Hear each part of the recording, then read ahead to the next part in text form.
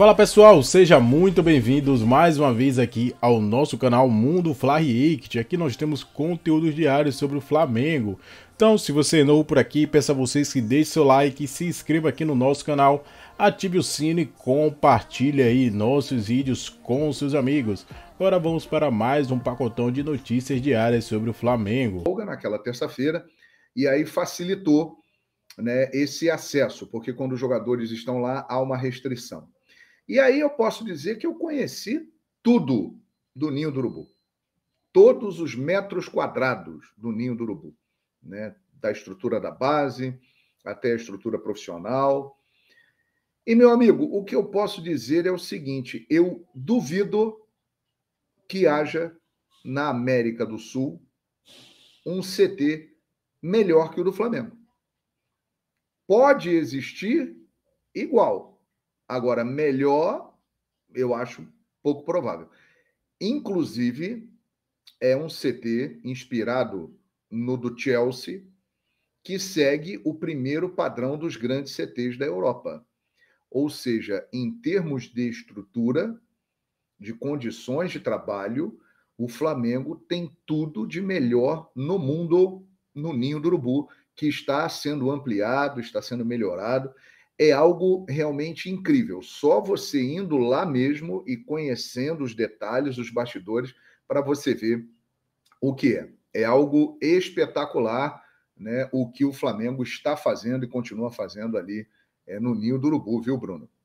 Não, é verdade, eu conheço bem também o Ninho do Urubu e concordo totalmente com você. A estrutura que o Flamengo oferece hoje aos atletas e também para a garotada da base, vamos se diga, né? Sim, Não é só sim. o profissional, não. A garotada da base que também treina por lá, estrutura Isso. do primeiro mundo. E, É sinceramente... porque os meninos, né, eles herdaram o antigo CT, que era do profissional, né? Então, quando o módulo profissional foi inaugurado, no final da gestão do Eduardo Bandeira de Mello, né? Aí a garotada passou para o CT que era do profissional. Então, eles hoje têm uma estrutura na base que é uma estrutura que era do profissional, né? Então, cara, o Flamengo realmente oferece tudo, né? E aí, Bruno Vilafranca? Sabia que você ia chegar lá. Conhecendo as condições de trabalho, a gente fica se perguntando, cara, com aquilo tudo ali, com toda aquela infraestrutura, com os salários, com o elenco, o Flamengo tem tudo, né? Mas ainda não deslanchou em 2023. Ainda não. Teve momentos bons, que foram poucos, mas momentos bons, mas ainda não foi embora, né? Pelo potencial que tem e a estrutura que é oferecida. Então, vamos ver se ainda teremos um Flamengo embalando na temporada. Agosto já está chegando aí, Bruno Vilafranca. É verdade. João, seria um exagero a gente falar que o Flamengo de 2023 é um time, pelo menos até agora, de lampejos? E olha que a gente está falando do Flamengo estrelado. O Flamengo tem essa estrutura aí que a gente acabou de dizer, que de fato não é nada a mais do que a realidade. Ninguém é que está exagerando, não está aumentando, não. Para quem não teve a oportunidade de conhecer o Ninho do Urubu, algumas imagens, claro, estão disponíveis sempre aí. A própria Flá TV faz essas imagens da galera treinando. Mas é um CT de primeiríssimo mundo. Então, assim, para o futebol que o Flamengo apresenta e oscila bastante dentro desse ano, a gente pode dizer que o Flamengo desse ano é um time de lampejos ou exagero, João? Não, é sim. E o pior, de poucos lampejos, né? Porque se a gente pegar... começou o ano, Vitor Pereira chegou, começou a trabalhar, aí vieram as derrotas em sequência, né? Supercopa do Brasil, o Mundial de Clubes não chegou nem à final, perdeu a Recopa Sul-Americana, perdeu o Campeonato Carioca, perdeu absolutamente tudo. Ou seja, com o Vitor Pereira a coisa não andou. Aí chegou o Sampaoli, demorou a andar. Quando estava andando, veio a data FIFA, né? Porque o time ficou 10 jogos sem perder. Aí veio a data FIFA. Aí na volta da data FIFA, 4-0 Bragantino. Aí já andou várias casinhas para trás. Aí depois parecia que ia começar a dar uma melhorada e agora vem essa inconstância. Jogo de brasileiro é de um jeito, jogo de Copa é outro. Eu acho que o melhor momento do Flamengo na temporada, e não foram muitos, foram os 2 jogos contra o Fluminense na Copa do Brasil. Né? Eu acho que foram ali. 2 jogos que o Flamengo foi superior, foi dominante e teve atuações dentro de um nível aceitável para o elenco, para o potencial que ele tem. Mas, cara, tirando isso, você já começa a pensar aqui qual foi o grande... O Flamengo teve bons tempos, mas, assim, jogos inteiros na temporada foram muito poucos que o Flamengo teve. Até o momento, a temporada do Flamengo é muito abaixo do esperado. Agora, a esperança que tem a nação rubro-negra é que as competições ainda serão decididas e o Flamengo está vivo nas 3. Embora o Campeonato Brasileiro esteja muito difícil e a postura no Brasileiro esteja chamando a atenção, o Flamengo ainda tem chance nas 3 competições. Nas Copas está vivíssimo, no Brasileiro está numa situação difícil, mas ainda dá para fazer esse ano um grande ano. Porém, até agora, final de julho, meu amigo, o ano do Flamengo é muito ruim, né? Pois é, já entramos no segundo semestre, né, de 2023, já estamos indo aí para o mês de agosto, realmente, até agora o ano é muito ruim. E quando a gente fala que o ano é muito ruim, né, João, a gente não está falando só dos títulos que o time não conquistou, mas também, justamente por esses lampejos de bom futebol. É muito estranho, a mim soa muito estranho, mas eu concordo com você, João, quando você diz que o Flamengo jogou bem naquelas 2 partidas contra o Fluminense. Ou seja, que ali foi um conjunto de jogos, digamos, porque foi uma eliminatória. O Flamengo no primeiro jogo 0-0, mas tomou conta de fato da partida, é verdade. E no segundo eliminou o Fluminense 2-0. Só que a gente está falando de um time estrelado, né, João? A gente está falando do que, para muitos, é o maior e o melhor, na verdade, elenco das Américas, inclusive para mim. Eu acho que você concorda comigo também. Concordo. Mas a gente está falando de um Flamengo que oscila tanto que quando a gente vai pegar um recorte, a gente lembra de um jogo aqui, um jogo ali, uma eliminação, né? Na verdade, a classificação em cima do Fluminense na Copa do Brasil é muito pouco para um time com tantas estrelas e toda estrutura, salários em dia, ótimos salários que o Flamengo oferece. É muito pouco, né, João? Muito pouco. E, assim, uma outra coisa que me chama também a atenção é que o Flamengo, em determinados jogos, sim, outros não.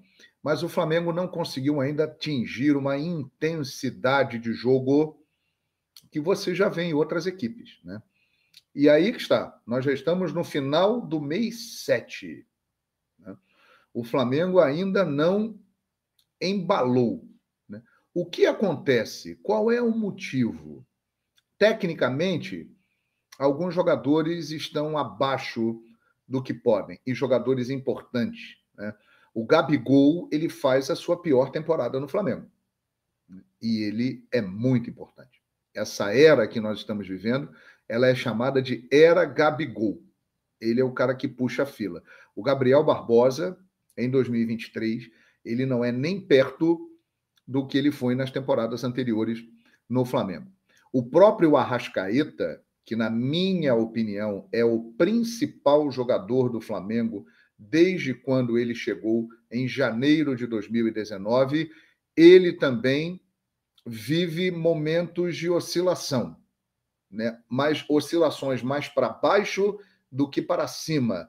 Ele, para variar, já decidiu jogos nessa temporada, já fez boas partidas, mas também tem feito partidas ruins, abaixo do que ele pode, como, por exemplo, no último sábado contra o América Mineiro.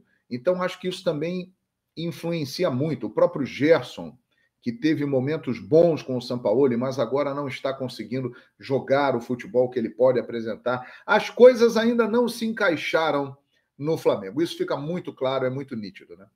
E a gente já está chegando em agosto. Se as coisas ainda não se encaixam, é torcer, o torcedor tem que saber que de agora em diante é torcer para vencer ou vencer, que é o que diz o hino do Flamengo, porque o ano ainda pode ser salvo e muito bem salvo, até porque campeonatos muito importantes ainda. O Flamengo disputa o Brasileiro, a Libertadores e a Copa do Brasil. E por que não? Ainda teremos um Mundial esse ano. É bom que a gente lembre. Na Arábia Saudita em dezembro. Exatamente, né? Uma coisa que me chama a atenção, Bruno, é que com o Dorival ele chegou no final de junho, início de julho ao Flamengo, né? No ano passado. E com o Dorival houve um acerto muito rápido do time. O time começou a decolar rápido. Com o Sampaoli, está demorando, hein?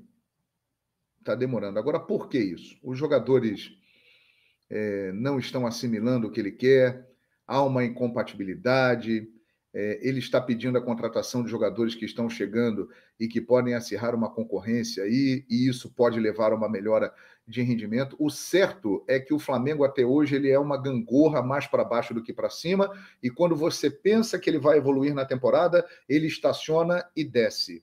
É realmente uma incógnita o que está acontecendo. Agora, é um fato, o Sampaoli já está há 3 meses no Flamengo, se eu não estou enganado, né, Bruno Vilafranca? Até o momento, a coisa não fluiu com ele. Ele perdeu poucos jogos, diga-se de passagem, né? Até o momento, se eu não estou enganado, foram 4 derrotas dele no comando do Flamengo, né? É um aproveitamento até interessante. Porém, a forma de jogar, né, o potencial que o time tem, o que pode apresentar, o Flamengo ainda está longe de demonstrar isso para a sua torcida. Eu concordo, e quando a gente pensa que foram 4 derrotas, o problema é que quando não perde, como joga esse time? Por exemplo, se a gente pegar o recorte do jogo de sábado contra o América, o Flamengo não perdeu, então não é mais uma derrota que entra nesse scout aí. Mas como jogou o Flamengo? A gente já vai entrar bastante no jogo do Flamengo e América, vamos repercutir bastante, vamos saber o que pensa o João Guilherme, rapaz. Mas tem uma pergunta aí, dá para entrar nesse assunto, João? O Thiago Assis. Alô, Thiago, um abraço, muito obrigado. João, não é o caso de esquecer do quarteto? Hoje o Gerson entrega mais de meia. Não seria melhor haver um revezamento entre Gerson, Arrascaeta e Everton Ribeiro na meia para terem mais gás para o segundo tempo? E aí, João, pergunta do Thiago Assis. Grande Thiago, muito obrigado pela pergunta. Você deixou a bola quicando. Você parece, com essa pergunta, o Arrascaeta dos velhos tempos, que você deixou na cara do gol. Meu amigo, o quarteto do Flamengo histórico, que a torcida ficou eufórica sábado quando saiu a escalação. Claudinho nesse mercado da bola. Estamos voltando para a Rádio Jovem Pan. Agora sim, de volta em todas as plataformas com o bate-pronto para você, também pelas ondas do rádio. E o Wendel, hein? Agora interessa ao Flamengo. Parece que esfriou a parada Wendel e Palmeiras. E nas últimas horas, um amigo do Wendel soltou um vídeo aí nas redes sociais que está dando o que falar. Do jogador quase se oferecendo para o Flamengo, dançando uma musiquinha lá do... Tá vendo aí, né? Ele tá dando uma cavada gigantesca, né? E ele não foi inscrito pelo Zenit porque ele está incompatibilizado com o clube, não se apresentou, teve lá problemas com o clube russo e quer voltar ao Brasil. A grande questão é combinar com os russos. O Wendel saiu do Fluminense, foi para o Sporting de Lisboa e de lá ele seguiu para o Zenit por 20 milhões de euros. Então é muito pouco provável que os russos o liberem pura e simplesmente, vão querer uma compensação financeira. Também não creio que o Flamengo vai pagar 15 milhões no Claudinho, pelo menos se propõe a isso, e vai desembolsar uma quantia próxima disso pelo Wendel também. Eu acho que assim, a possibilidade do Wendel jogar no Flamengo seria ou empréstimo, ou uma compra de parte dos direitos, ou uma daquelas transações em que o jogador é negociado e aí tem um compromisso de compra se atingir determinado número de jogos e metas, etc. Algo desse tipo. Eu acho que isso é o mais viável. E o que eu apurei foi que o Flamengo já que está conversando com o Zenit e que o jogador está forçando essa barra toda, e o Sampaoli quer um jogador para o meio-campo devido à saída do Vidal, então vai tentar conversar. Mas quem está fazendo a abertura desse negócio, de certa forma, é o empresário do jogador, que já viajou para a Rússia, né? O próprio Fábio Aleixo trouxe essa informação, nosso companheiro que trabalha lá em Moscou, e vai tentar costurar alguma coisa. E o Flamengo está meio que tentando aproveitar uma eventual oportunidade. Mas o alvo principal do Flamengo ainda é o Claudinho. E a proposta foi feita ao Zenit, que ainda não respondeu se aceita, se não aceita, ou em que condições, né, faria uma eventual contraproposta. Mas... O Claudinho seria mais útil mesmo, Mauro, do que o Wendel? Bem, são posições diferentes, né? O Claudinho é um jogador mais à frente, para jogar na função do Arrascaeta. Você falou que dificilmente virão os dois, né? Isso. Eu acho que o Claudinho o Flamengo tenta comprar. O Wendel, acho que só viria numa situação assim. Um empréstimo com compromisso de compra, porque eu não creio que o Flamengo vai colocar, tipo, 25, 30 milhões nos dois, de euros. Acho que é muito dinheiro. Já contratou o Alan agora, contratou antes o Luiz Araújo, antes o Ayrton Lucas, que foi esse ano, que estava emprestado ano passado. Meio que bateria com o Wendel, né? Eu acho que o Alan mais como volante, o Wendel talvez como volante mais de saída ali, para ser um cara para fazer ali a função do Gerson pelo outro lado, mais ou menos como o De La Cruz eles queriam contratar e o River não vai liberar. Mas o Wendel eu vejo mais como uma eventual oportunidade. Tipo, já que o cara tá brigado, ele quer vir, vamos ver, não tem nada a perder. O Claudinho não, o Claudinho é meta, os caras escolheram, a gente quer o Claudinho, vamos tentar contratar esse jogador. Tanto que o Wendel o Flamengo não queria, inclusive. O Marcos Braz chegou a falar isso na coletiva, disse, não tem nada e tal, que eles estavam meio pé da vida por conta dessa história do cara não ter dado nenhum retorno. Ele negou... É isso aí, nação. Ficamos por aqui e esse foi mais um corte aqui do nosso canal trazendo notícias diárias sobre o Flamengo. Peço a vocês que deixem seu like, se inscreva aqui no nosso canal, ative o sino e compartilhe aí nossos vídeos com seus amigos. Ficamos por aqui e até o próximo vídeo.